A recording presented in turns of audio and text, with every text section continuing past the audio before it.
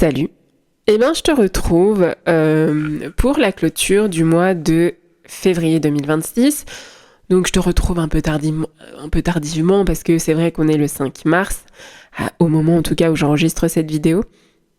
Mais voilà, il m'a fallu un petit peu de temps pour la faire parce que finalement le mois de février est très très court. Donc je fais la clôture du mois de février. Donc si t'es quelqu'un qui aime bien faire des bilans un peu sur le mois, le précédent mois, ou voir un peu ce qui s'est passé, enfin si toi ça te permet de faire du bien, eh bien écoute, je te souhaite la bienvenue sur ma vidéo, sachant que moi je date la vidéo en clôture en février 2026 parce que c'est ma ligne directrice, mais si le sujet te parle, bien évidemment tu peux faire tu peux utiliser cette vidéo à n'importe quel moment, le moment où tu as besoin de faire un bilan. Bref, alors je sais pas pour toi, mais est-ce que février a été un mois qui s'est achevé d'une manière où tu as eu l'impression de devoir faire une confrontation. Et c'est pour ça qu'en fait, c'est le sujet principal de ma vidéo. Et que c'est pour moi le sujet qui était prédominant en tout cas durant le mois de février.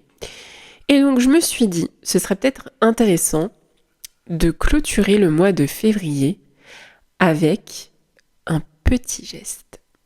Alors, ce petit geste, c'est pas un geste en fait qui va te permettre de rechercher une certaine reconnaissance ou ni même une justification. En fait, ce geste va te permettre de faire quelque chose qui va clôturer ce cycle. Est-ce que tu es prêt ou prête à jouer le jeu ? Alors, bien souvent, après le temps de la guérison intérieure, arrive un petit pas qui est un petit peu plus délicat. Et en fait, je me suis dit, pourquoi pas acter ce tas en le matérialisant.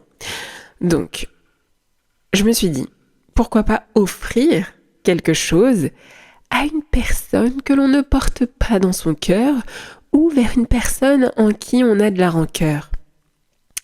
Alors pourquoi ? Parce que c'est vrai qu'on a tendance à offrir des cadeaux parce que soit ça nous fait plaisir, parce que ça vient du cœur, c'est un sentiment, on le fait parce que... Alors il y en a qui le font aussi pour de mauvaises raisons, parce qu'ils attendent ils attendent une forme de reconnaissance, ou ils attendent un retour, donc bon, il y a aussi cette forme de... Enfin, il y a ces personnes qui font ces cadeaux qui ne le font pas forcément pour les bonnes raisons, mais il y en a qui le font vraiment sans rien attendre en retour, parce que ça leur fait plaisir, parce que ça leur fait du bien, ou parce qu'ils en ont envie en fait. Et donc, dans ces cas-là, on peut pas dire que... ça vient du cœur, quoi. Mais, finalement, est-ce que on le fait aussi dans le cas, si je te dis, tiens, offre un cadeau à quelqu'un que tu n'aimes pas et à quelqu'un envers qui t'as de la rancœur, tu vas me regarder en me disant, non, quoi, certainement pas. Et j'ai envie de dire si. Si on faisait ce jeu-là pour clôturer ce cycle. Alors, je t'explique. Ce cadeau-là n'est pas un pardon qui est forcé, et c'est pas parce que tu fais ce cadeau-là que ça va signifier une réconciliation, tu vois. Non. Et ça ne veut pas dire que si tu fais ce cadeau, ce don, peu importe comment tu l'appelles, ça veut pas dire que tu renies ta blessure. En fait, de poser cet acte va te permettre une liberté. Mais, finalement, qu'est-ce que c'est qu'un acte de liberté ? En fait, ce geste te permettra de te détacher de quelque chose qui ne te sert plus. Et en fait, cet acte-là, donc d'offrir ce cadeau, va te permettre peut-être de lâcher une peur, une culpabilité, une colère, une attente, ou va te permettre aussi de couper un lien, qu'il soit émotionnel, énergétique, relationnel ou quelque chose qui est devenu quand même assez lourd, tu vois. Et ça peut te permettre aussi de clore un cycle pour ne plus le traîner avec toi. Et ça peut aussi te permettre de te redonner du pouvoir là où tu t'étais oublié. Et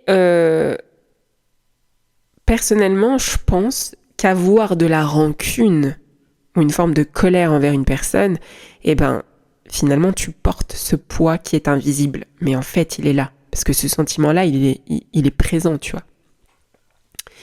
Et quand on garde de la colère ou du ressentiment, c'est nous qui portons l'énergie négative, hein. C'est pas l'autre.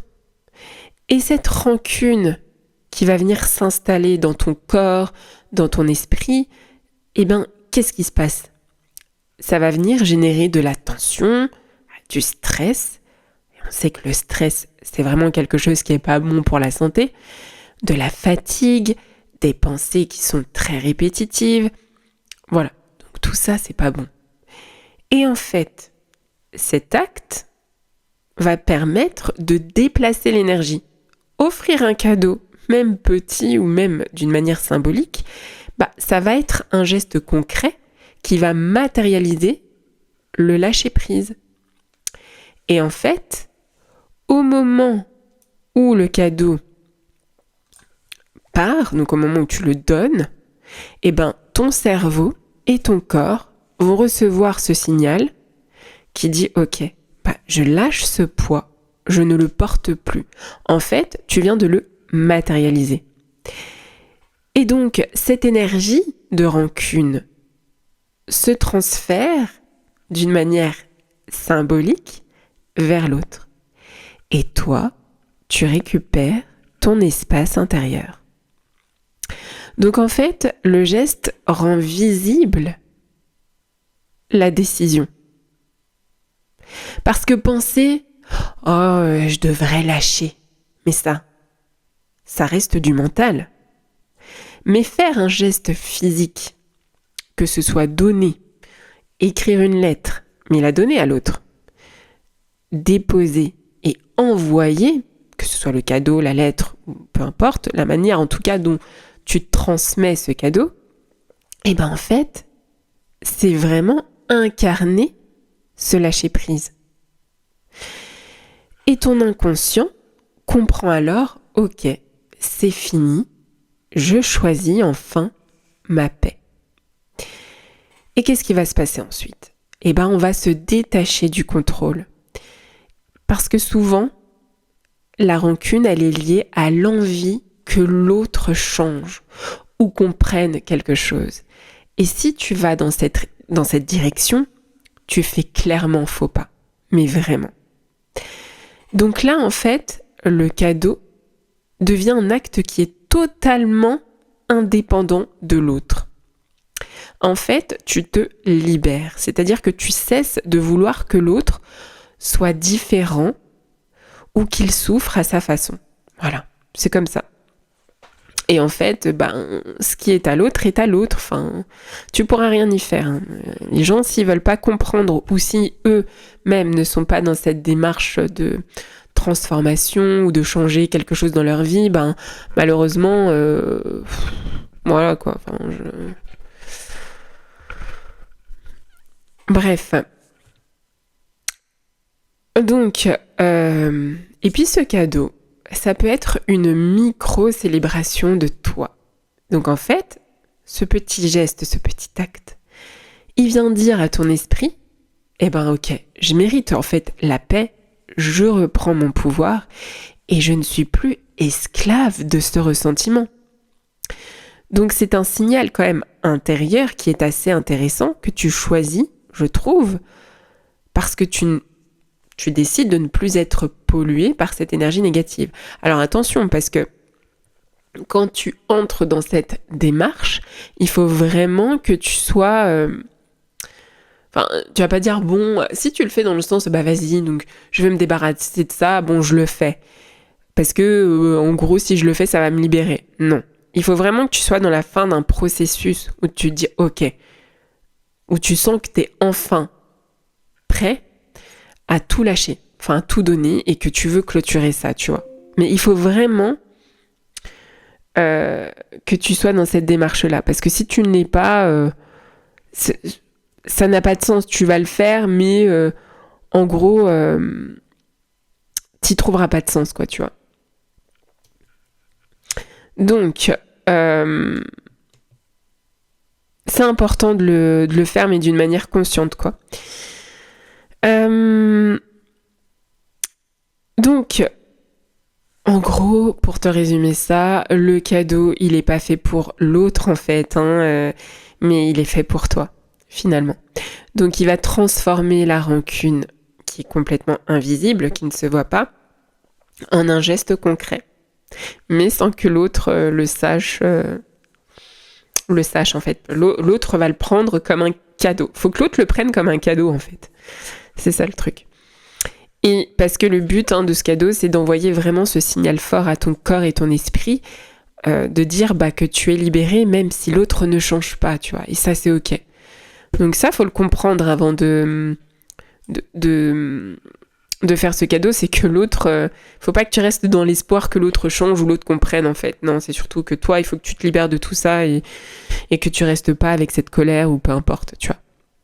Donc en fait, il faut donner aussi sans aimer peut-être, parce que c'est refuser que, tu vois, ce ressentiment vienne gouverner encore. Et c'est retirer à l'autre le pouvoir de figer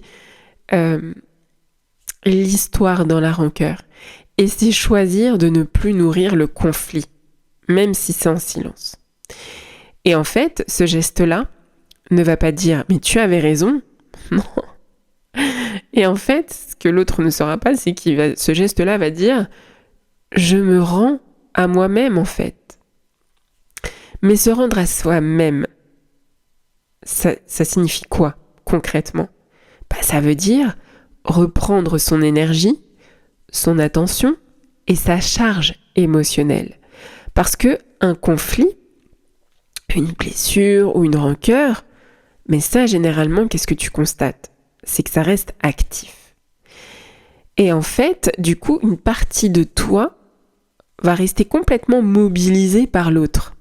Parce que tu seras dans des attentes, parce que tu ressentiras de la colère, de l'incompréhension, tu vas ruminer, et même si tu restes dans le silence parce que tu décides de ne rien dire, mais du coup, ce lien-là, il va continuer d'exister. Et donc, faire ce don à une personne que l'on n'apprécie pas, justement, c'est vraiment pour venir clôturer tout ça. Et cette action n'est plus dictée par ce qui a été subi, mais par ce qui est choisi. Et tu décides que le passé ne va plus venir organiser le présent. Et en fait, ce n'est pas réécrire l'histoire, c'est juste de refuser qu'elle continue d'agir. Autrement dit, ce don-là n'est pas dans le sens de maintenir un lien, c'est juste, voilà, je pose une limite. Offrir dans ces conditions-là, c'est couper un fil invisible. Celui qui relie encore à la colère, à l'attente, à l'injustice non digérée. C'est poser une frontière claire. La paix intérieure ne dépend plus de la réparation extérieure. Et honnêtement, ce don, il peut être vraiment petit, quoi. Ça peut être minuscule et c'est ok. Enfin, ça peut rien coûter, ça peut être un mot. Un mot, mais qui est neutre, tu vois. Ou ça peut être un service que tu rends à la personne.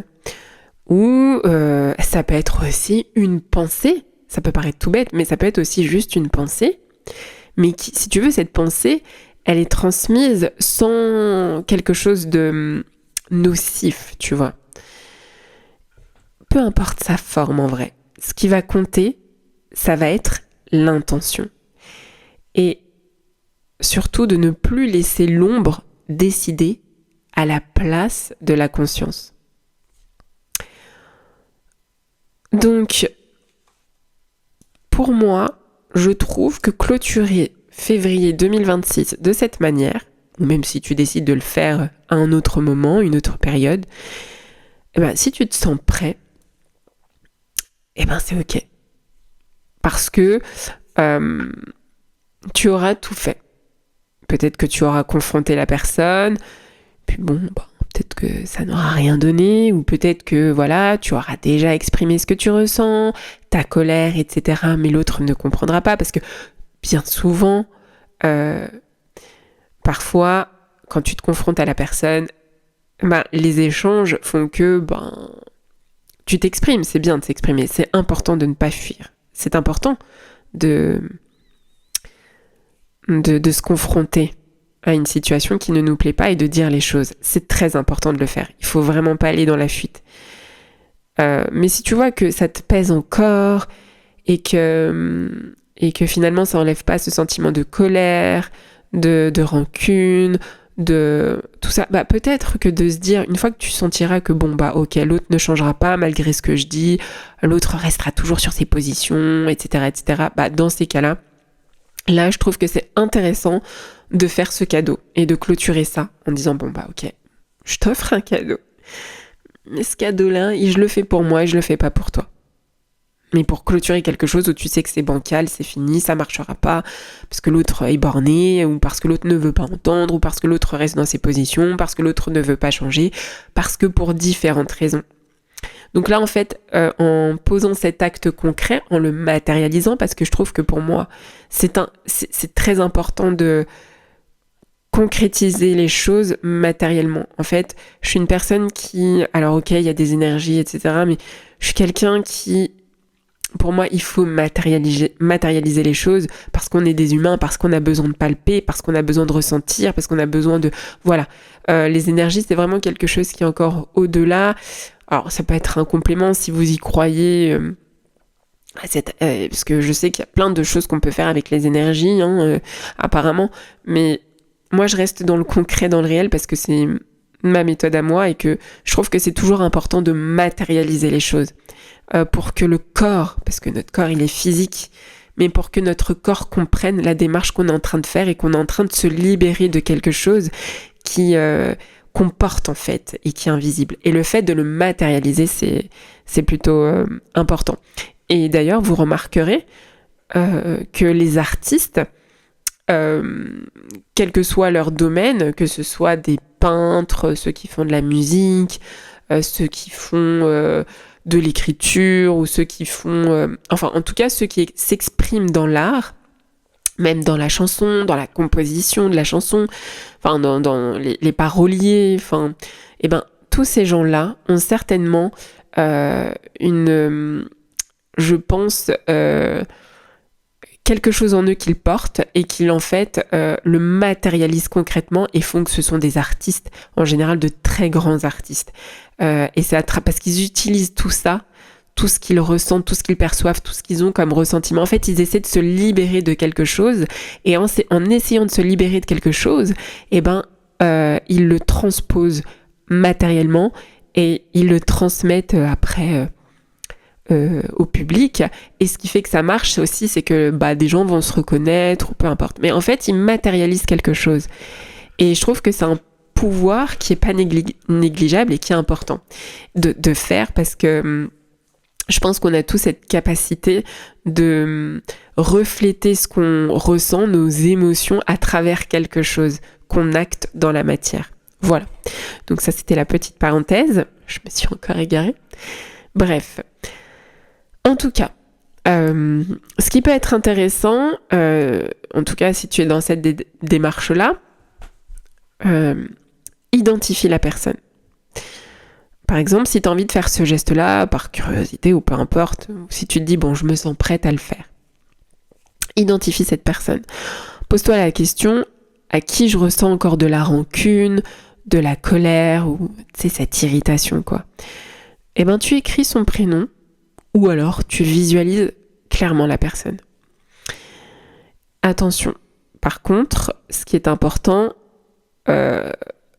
on n'est pas ici, en faisant ce geste-là, donc je pense que tu l'auras compris tout au long de ma vidéo, c'est qu'on n'est pas là pour réparer la relation. C'est juste un transfert d'énergie qui te pèse. on le matérialise. Voilà. Donc quand ça c'est fait, tu choisis ce cadeau symbolique. Donc comme je te le disais, le cadeau peut être très simple, concret, neutre, enfin peu importe. Par exemple, moi celui que j'aime bien, c'est une petite plante. Parce que la plante, c'est souvent le symbole de la vie qui continue et c'est un symbole de lâcher prise. Ça peut être une pierre, des cristaux aussi, parce que les cristaux aussi, peuvent avoir certaines vertus selon quel cristaux tu choisis. Ça peut être important aussi, très significatif, le cristaux que tu transmets. Parce que là aussi, puis tu sais, le fait que ce soit des cristaux ou des pierres, en fait, tu viens poser ton poids dedans aussi, et puis tu l'offres. Ça peut être une bougie aussi, la lumière, la purification, ou le fait de vraiment symboliser la fin d'un cycle. Ce qui est important aussi, comme je te disais, c'est de vraiment faire l'acte en conscience. Si tu dis, vas-y, je fais ça pour tenter l'expérience, etc. Enfin, non, ça n'a pas de sens. Il faut vraiment le faire en conscience, donc vraiment offrir le cadeau à la personne.